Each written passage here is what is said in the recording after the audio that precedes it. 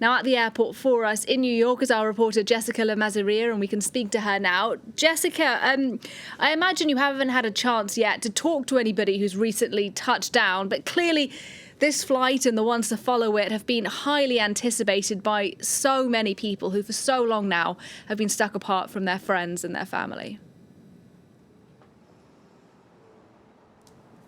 That's quite right. Tourists are finally coming in after a 20-month-long travel ban, 18 months for the Schengen zone.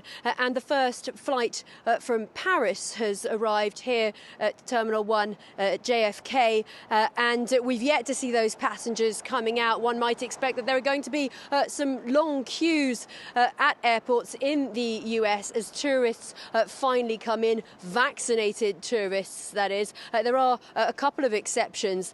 People can now come in without a vaccine if they are coming in from countries where vaccines are not easily available, but they do have to show a negative COVID test that has been done in the 3 days prior to travel. And of course, people under 18 are not expected to be vaccinated necessarily, but they must also have a negative COVID test. So anticipation, yes, indeed. And here there are many people waiting for those arrivals, but they have not yet started to come through. That first flight coming in from Paris.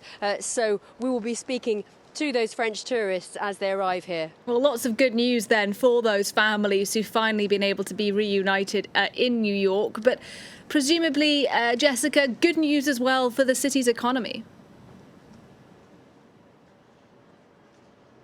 Absolutely. New York City got hit extremely hard by the pandemic. It's a top tourist destination.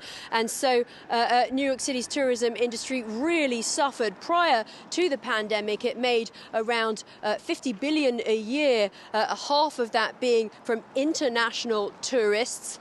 Now it is expected those pre-pandemic levels will start to return gradually, but the tourism industry is not expected to make a full recovery until, I believe, 2024 here in New York City. But really, the lifting of this ban has come at a good time for New York City because it's coming ahead of the holiday season, and the hope is that there will be tourists coming en masse to New York City to attend Broadway shows, dine at restaurants, and of course stay in the city's many hotels, which took a big hit.